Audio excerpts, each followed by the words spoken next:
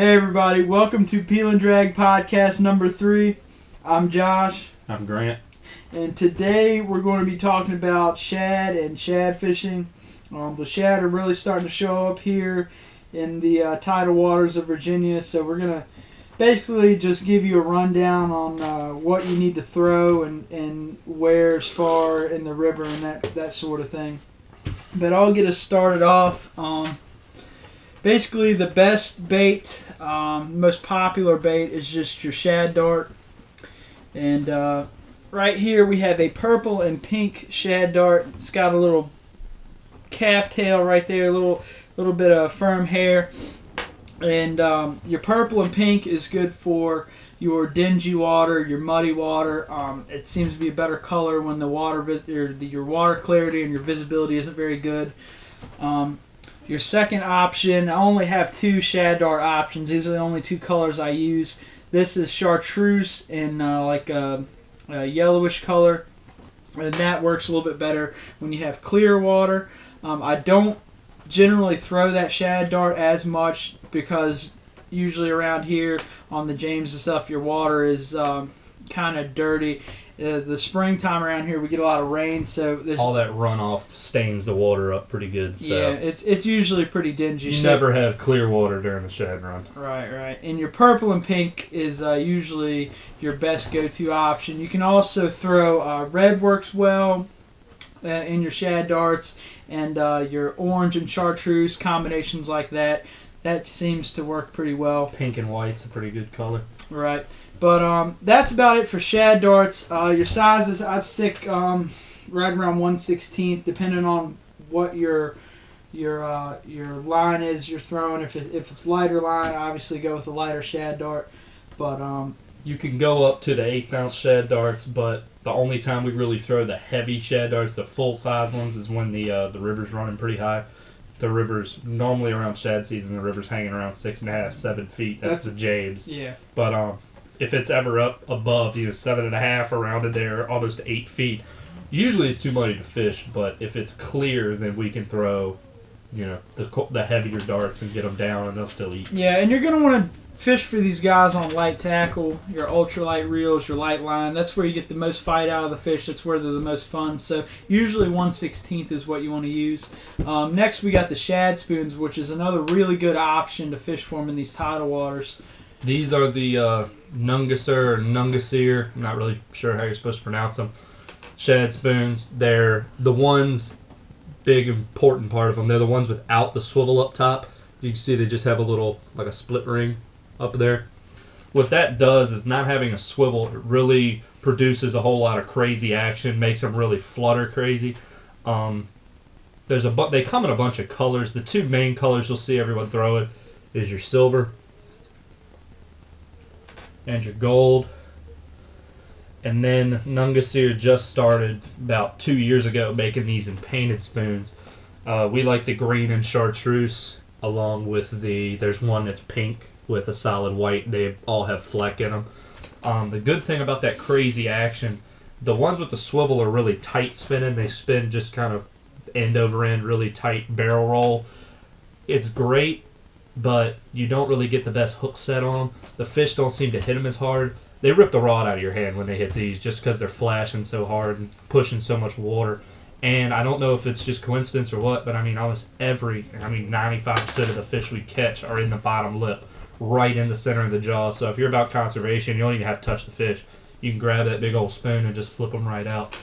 Makes it real easy. And ways to rig them,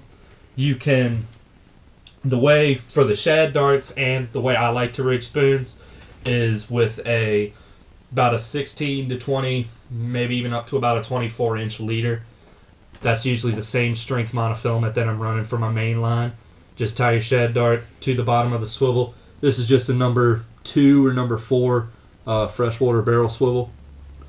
And above it, we'll put a small inline weight. These are just the 1/8 ounce tech weights. You can use a 16th ounce or you can use just a small egg weight too. That'll work fine. The best results, just peg it right above there. And that just gives that dart a little bit more flutter.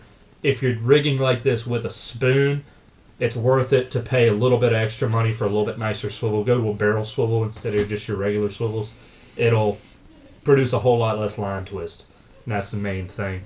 And another way to rig them is that double rig. Yeah, this is the rig I like to use most of the time. It's just, I have 2 shad darts on here right now.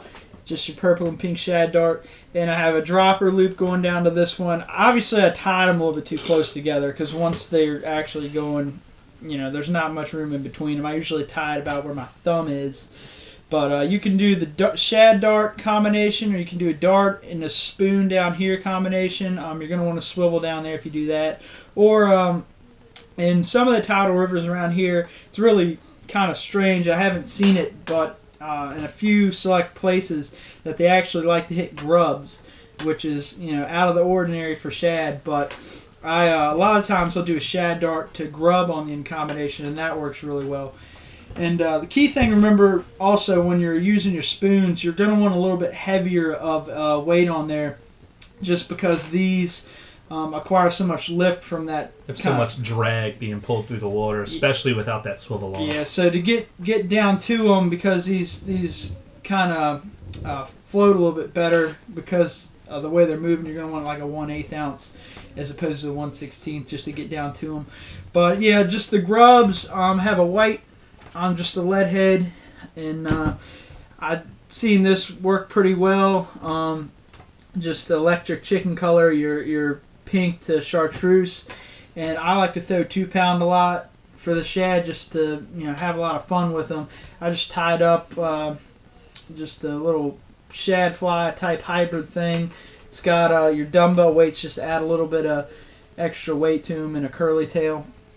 But the main thing to remember while you're fishing for these two is shad aren't attacking these baits to eat. They're not feeding. You're simply irritating the fish, and you're just getting a reaction strike. When these shad are spawning like this, they're not looking to eat.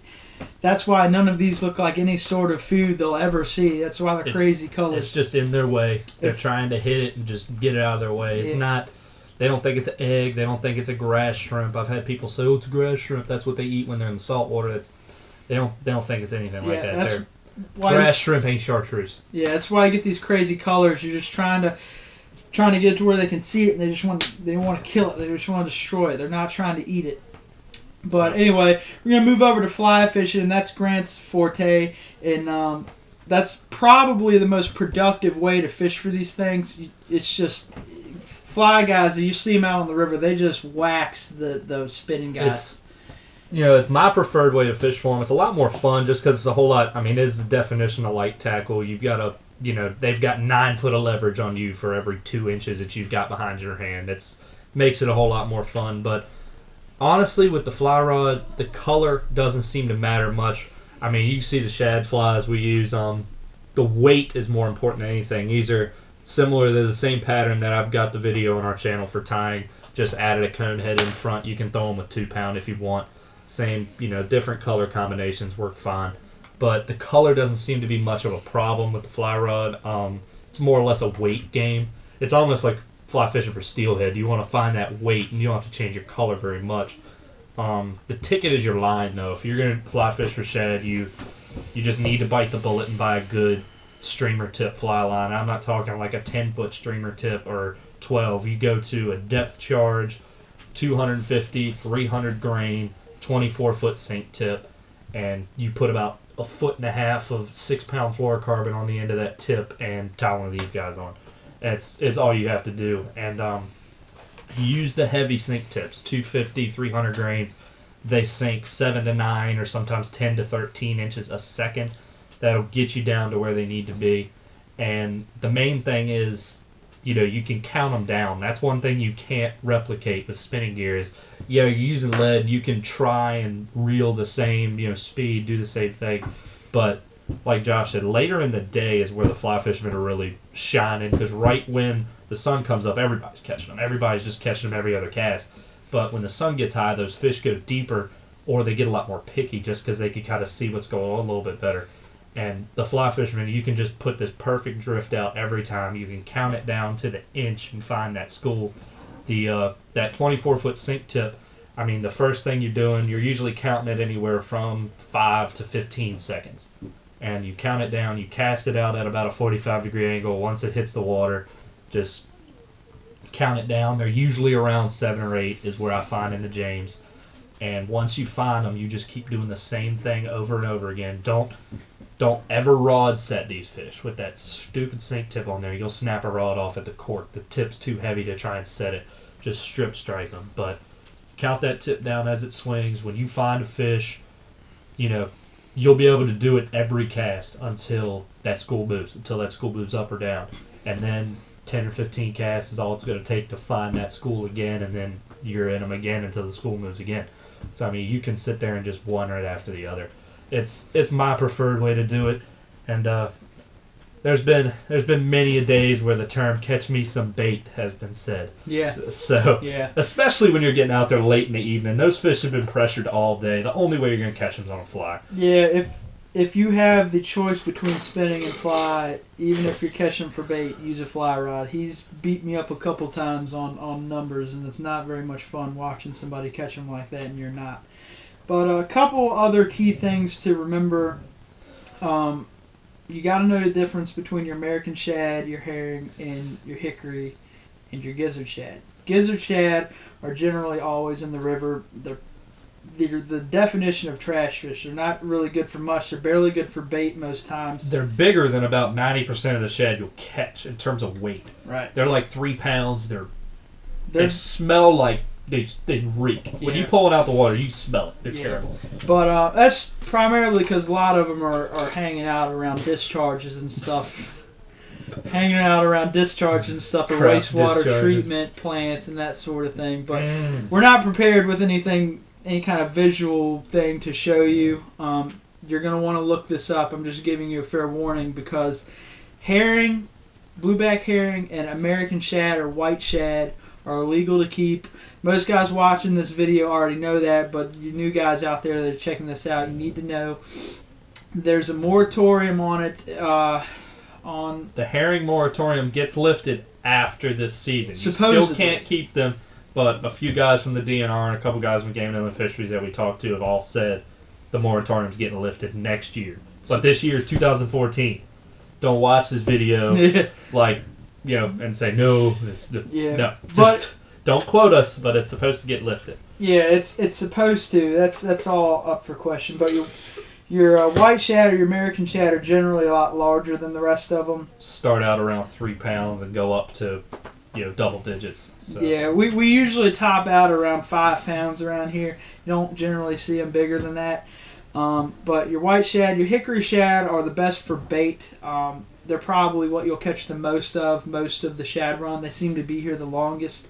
Your herring resemble hickory shad. When you get a little hickory and a big herring, they almost look identical. So you really got to study the fish that you're catching. Most of your herring are going to be the smallest fish you catch all day. I mean, they'll be that size. And they are called blueback herring for a reason. They've still got that green back like hickories do, but that blue line is pretty relevant on a herring. Don't use that as a judge, because if you turn a hickory the right way, the blue line shows up. But the only surefire way to identify a hickory and an American, the Americans, it's all by the jaw. Right. The American shad's jaw comes to a point. The bottom jaw is not extended past it. The bottom jaw folds up into the upper jaw. It's a perfect point.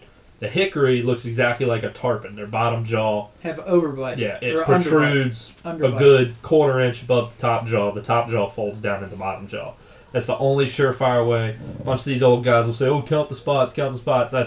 They're just looking for another reason to throw fish in the cooler. And the main thing is, if you have a question about it, the best way to avoid getting a ticket and throw it back. Yeah, just throw it back and catch $600 per American shad. If you want to keep an American, you fork over $600. You're gonna pay for it. The DNR's out there. Don't think you can get away with it. They're watching you all the time. This is the time of year they write 90% of their tickets in freshwater. Yeah.